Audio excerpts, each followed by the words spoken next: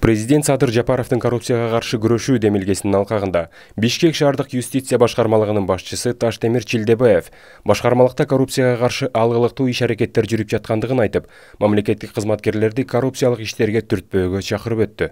Коррупция бул ар бир мамлекеттин кошо жүргөн социалдык көрүнүштө. Мамлекет пайда болгондон кийин, мамлекеттик органдар пайда болгондон кийин бул социалдык көрүнүш кошо болот. Мамлекет бар жерде, органдар бар жерде бул көрүнүш кошо жүрөт. Просто бир-эки мамлекеттерде көбүрөөк, бир-эки мамлекетте азыраак. Бирок биздин баягы Кыргызстандын биринчи башчылары Исхак Разаков айтып кеткенде өзүнүн билдирмесинде: "Мен таза болсом, сен таза болсоң, коомубуз таза болот" дейт. Мен буга бирдеме кошумчалап кетет элем. Эгер коом таза болсо, биздин мамлекеттик органдар, бийлик таза болот. Мына ушул деңгээлде азыр биздин урматтуу президентибиз Садыр Жапаров өзүнүн жыйындарда айтып кеткен сөзү бар: "Мен бюджетке тийбейм. Ошол жерден башка бирөөлөр бюджеттик акчаны уурдоого жол бербейм" деп урааны чыгарып атпайбы?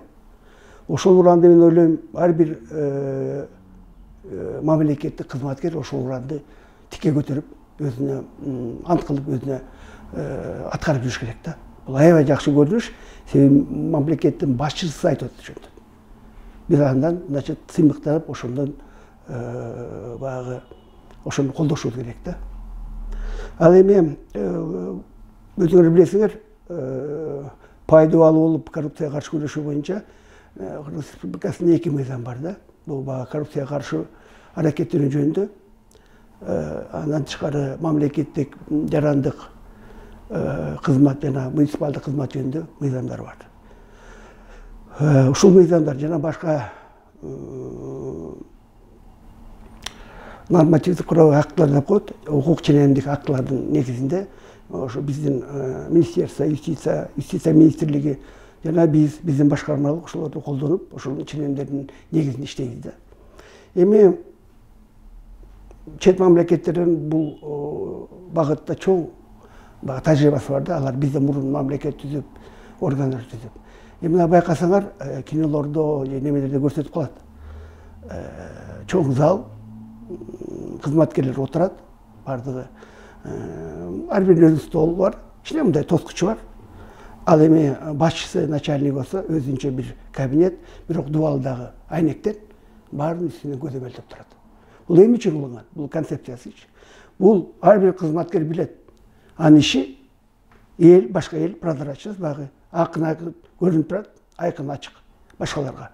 Жана өзүнүн башчыларын карап турат, эмне иш кылып атат, кандай иштеп атабы, эмне иш кылып атат, баардыгын көрүп турат да. Бул көзөмөл. Тилекке каршы биздин мамлекетте андай шарт түзүү кыйраак болуп турат, бирок биз ойлоп атабыз, ошого барабыз. Бирок азырынча мамлекеттик кызматкерлердин ишин ачык айкын кылыш үчүн, өзүңөр көрүп турасыңар, биздин башкармалыктарда ар бир кабинетке жана коридорлорго видеокамера орнотконбуз. Бул эмне үчүн? Биринчиден, кызматкер отурган кызматкер билет. Анын баардык кыймылы, иш-аракети видео тасмага түшүп атат. Ошон үчүн этиканы келген муктаждыгы менен арыз муунун айтып берген жарандардын менен этиканы колдонуп, коррупциялык немелерди кылбай калгандай кылып сүйлөш керек да. Себеби ал көзөмөлдө турат. Биз бул видео тасма 3 жумага чейин бизде сакталып турат. Эгер жарандар арызданып, биз менен багы орой мамиле кылды, же бирденке неметсе, биз сразу чогулуп алып туруп, видео тасманы кайтадан карап чыгабыз. Видео тасма бул немеси менен жазылат, үнү менен. Үнү менен жазылат дагы, биз баардыгын карап, баардыгын тактап өтүп турабыз. Бул аябай багы мыйзамдар айтып кетпедимби, 2 мыйзам. Ал мыйзамдардын негизги багыты бул коррупциянын алдын алуу. Ар бир адам жаран, биринчиден жаран өзүн тура алып жүрүш керек да. Коррупция качан пайда болот?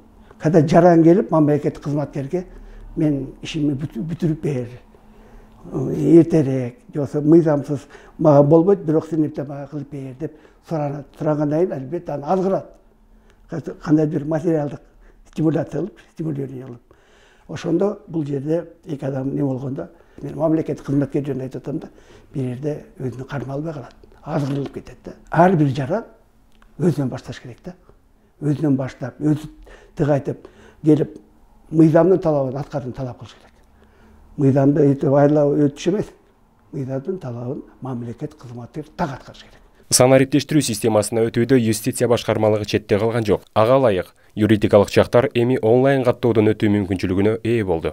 Биздин юстиция министрлиги тарабынан абдан бир чоң иш аткарылды десек болот. Маселен эле биз бүгүнкү күндө ушул жарандарга жаңы цифровизация болуп атат да, ошо жеңил юридикалык жактары каттоо тууралуу жеңил жол түзүү максатында биз онлайн регистрация деген системаны киргиздик. Бул онлайн регистрация 2019 жылдан баштап кирди. Онлайн регистрацияда бул деген эмне? Жаран кайсы жерде отурбасын, балким ал нарындабы, таластабы, чүйдөбү, эгер ал интернет колдонуучу болсо, ошол жактан интернет аркылуу юридикалык жакта каттаса болот да. Ошол жактан бизге юридикалык жакта каттоо тууралуу орусча айтканда запрос жөнөтөт. Биз ошонун негизинде эле мыйзам чегине карап аны каттайбыз. Ошондой эле бүгүнкү күндө электронный нотариат деген система кирди. Ал деген ошол нотариустардын ар бир кылган кадамы ошол базага кирип, ал жактан дагы ошол жарандарга ошол жеңилдүү кызмат көрсөтүү боюнча ошол иштер аткарылуудабыз. Бизде Чүй Бишкек юстиция башкармалыгы жарандарды, юридикалык жактарды каттоо жана кайра каттоо, анын иш аракетин токтотуу менен алектенебиз. Бизде жаңы начальствого келгенден бери өзгөрүүлөр аябай көп болду. Баштагы структураларды өзгөртүрүп, биздин жарандарга колдон келишинче мүмкүнчүлүктөрдү жараттык. Мурун ар бири жарандарыбыз сааты менен кайрылып, документ тапшырып, кайра документти алышса даяр болгон. Азыр алардын убактысын узартырып, начальство жарандарга шарт түзүп берди. Колдон келишинче аракет кылып, жакшы шарттар түзүп атабыз, дагы алдыда каралып атат. Силердин интервьюңөрдөн пайдаланып, мен бир суранычым бар эле. Биздин жарандаргачы. Албетте, муктаждыгыңар менен, арыздарыңар менен, бир сураныштар менен келесиңер да бизге чыгарлап. Бизден ошо сураныч, ошо не только бизге, бардык мамлекеттик органдарга өзүңөрдүн муктаждыгыңарды айтып келгенде, сураныштарды шу азгырбагыла биздин кызматкерлергечи. Акча же башка бирдеңелерди берип, азгырып, билесиңер, бизде айлыктар анча эле көп эмес. Кудайга шүгүр, жакында эми президентибиз, өкмөтүбүз айлыктарды көбөйтүп атат дейт. Айлыктарды көбөйүп. Бирок ушу азгырбай, кичине баягы жанагы сөздү Исхак Разаковдун сөзүн айтып кеттим го. Сен таза болсоң, мен таза болсоң, коомуз таза болот. Демек, биз мамлекеттик органдарда таза болобуз. Себеби мынада мыйзам, бир жерде мыйзам кичине мындай рамкалар болот да, чеги. Биз чегинен чыга албайбыз. Ошону силер туура түшүнүп. Жок балам, андан мурун бүтүрүү экен. Жокто чегинен чыгып эле кыла бер, эчтеке болбойт дебей, баягы бизди азгырбай, биздин кызматкерлерди азгырбай, силер да мыйзамга баш ийип туруп берсеңер, мынау карциногендик көрүнүштөр жокко чыгып кетет. Биринчи күрөш жыйынтыкка, жеңишке биз только силер аркылуу жетебиз. Силер так туруп неметсеңер, мамлекеттик кызматкер каяка барат эле. Ал дагы так өз милдетин мыйзамдын чегинде аткарат.